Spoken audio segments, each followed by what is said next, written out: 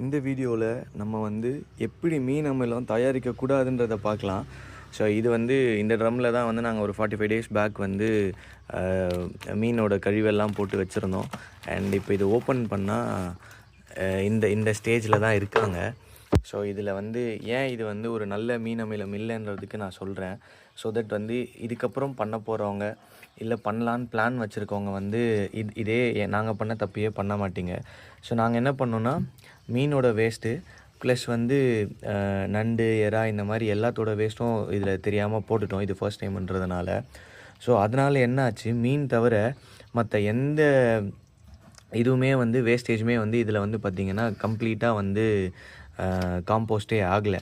என்ன தான் நம்ம ஈக்குவல் ரேஷியோவில் வந்து 5 கிலோ வேஸ்டேஜுக்கு 5 கிலோ நாட்டு சக்கரை போட்டாலுமே கூட இது வந்து இன்னுமே வந்து ப்ராப்பராக வந்து அந்த நண்டோட ஓடாக இருக்கட்டும், எறாவோட தோலுங்களாக இருக்கட்டும், எல்லாமே அப்படியே தான் இருக்குது.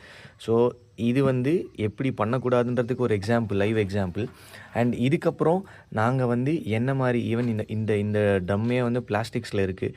இது பிளாஸ்டிக்கில் இல்லாமல் எப்படி வந்து ஒரு மண் சட்டியிலே இல்லை மண் பானையிலேயே வந்து ப்ராப்பராக மீன் அமிலம் தயாரிக்கிறதுன்றதை நாங்கள் அடுத்தடுத்த வீடியோஸில் போடுறோம்.